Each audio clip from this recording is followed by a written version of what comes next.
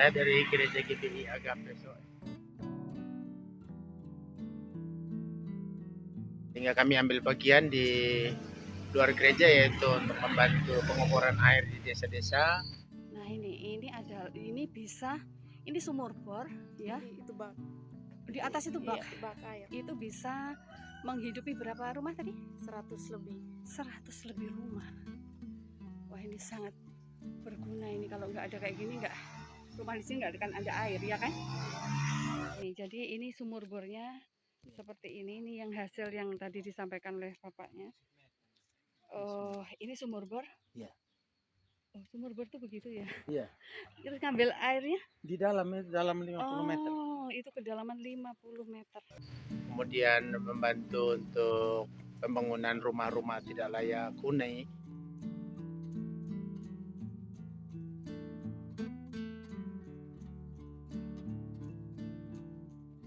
Dan juga setelah pengoboran kami dukung dengan pertanian dan perikanan air tawar. Ini ya, jadi yang disampaikan Pak Sandi tadi seperti ini. Jadi ini yang sudah dibuat. Jadi ini ada berapa bak, Pak? Ini ada 7 bak. Ini ada, oh ini ada 7 bak. Ada juga yang di bawah. Oh iya benar-benar. Jadi yang lainnya itu ada di bawah seperti itu. Ini satu tempat bisa menghasilkan berapa kilo? Ini 3.000 ekor. 3.000 ekor. Kalau 3.000 dia. Ini yang paling kecil.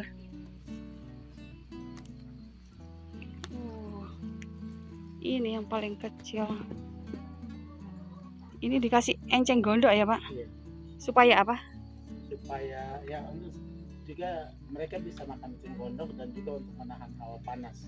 Oh, dan ini karena di sini kadang-kadang cuacanya sangat kadang-kadang panas ya. Iya. Dan ini makanannya pelet itu. Pelet, ya. Oh iya ya, jadi ini karena ditaruh di sini harus makanannya pelet. Nah, kalau kita tabur 3.000 itu kurang lebih sekitar 200. Yang mati. 200. Oh iya. Oh udah besar-besar ya Bapak ya? Ini sudah panen. Oh sudah panen? Ya, sudah panen, ini mau tanam lagi. Oh, tanam kol.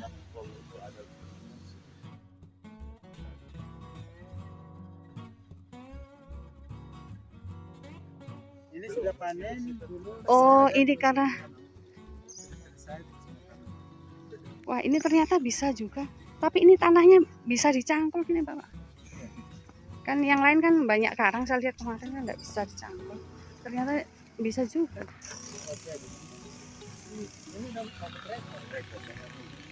Ini tanam apa? Ini masih buat beden. Oh jadi buat ininya dulu. Iya, tempat. Wah hebat ini nenek yang ngerjain. Oh iya. Oh ini jadi tomat sama? Oh tomat sama buncis. Wah ternyata bisa juga.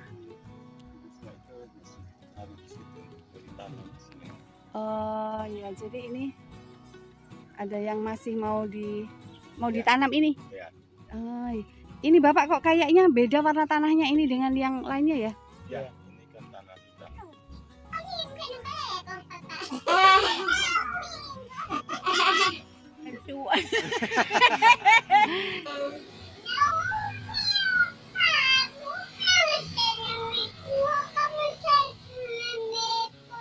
Ini jadi setiap kali kayak gini panennya berapa lama? Berapa bulan?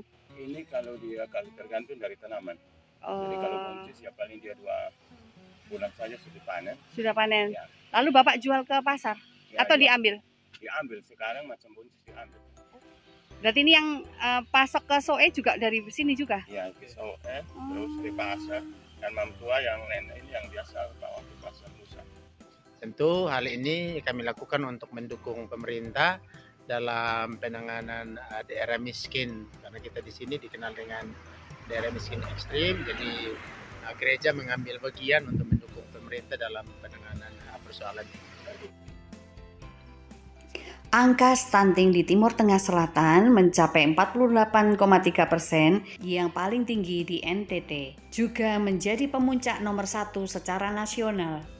Jika ditelusuri memang stunting menurut pandangan kami itu berawal dari ketidaktersediaannya air, sehingga menyebabkan lahan tidak dikerjakan, pemenuhan kebutuhan gizi masyarakat berkurang dari air yang tidak tersedia.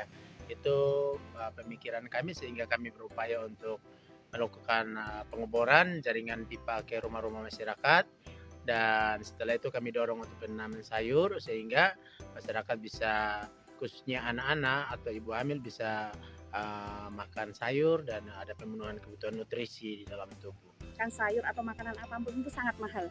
Jadi berbeda dengan di Jawa ya, di sini 2 kali lipatnya. Itu kurang lebih karena disebabkan oleh apa, Pak? Karena ketersediaan air yang minim untuk pertanian. Karena kita di sini memang populasi masyarakat itu terbanyak adalah petani, tapi petani adalah petani musiman, sehingga hanya bisa bekerja bertanam di musim hujan ya, karena sebagian besar daerah ini adalah daerah yang kering, menyebabkan harga komoditi tinggi dan juga mungkin infrastruktur jalan yang kurang baik.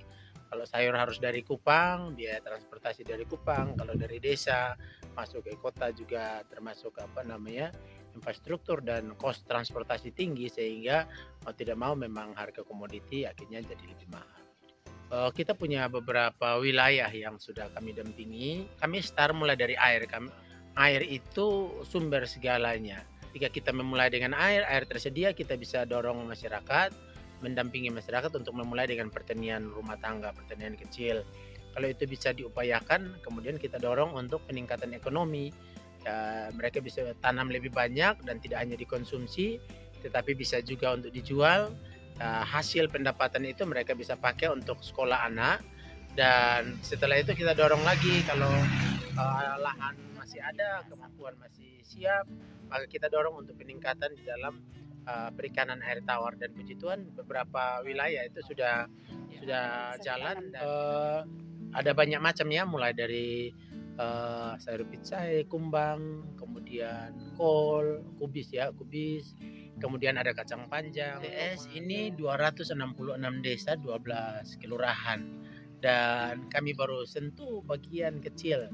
Jadi ya paling mungkin baru 20 sumur bor, 18 sampai 20 sumur bor yang kami hasilkan, dan masih terlalu luas.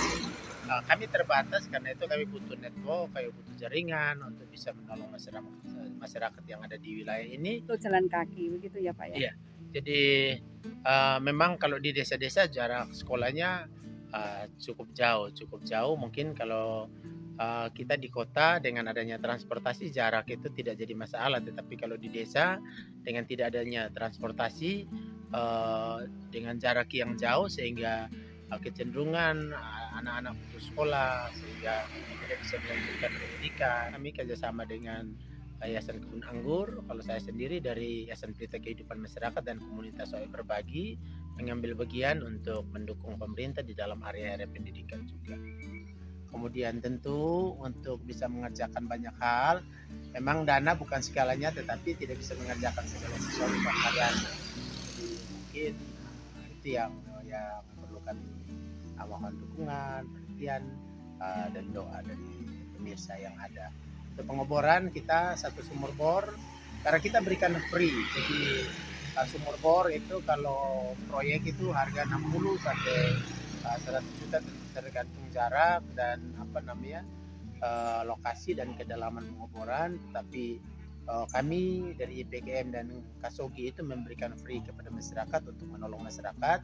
Nah, untuk kebutuhan pengeboran biasanya sekitar 10 juta satu sumur sampai dengan 15 juta. Iya. Satu lokasi. Kemudian kalau yang untuk sekolah, Pak? Kita butuh guru, karena banyak di desa-desa yang kalau sekolah-sekolah kita itu masih kekurangan guru profesional. Iya, dan itu yang paling urgent itu kalau yang di dalam-dalam itu apa, Pak? SMP, apa SMA, SD? SMP dan SMA.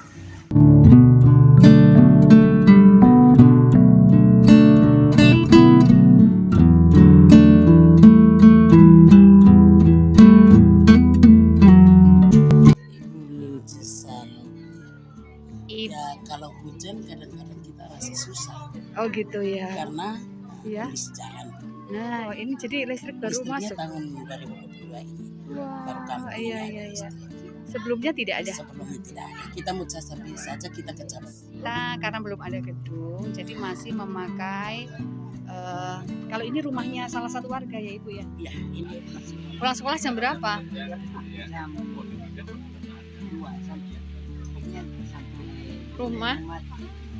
Pokoknya sampai rumah jam 3.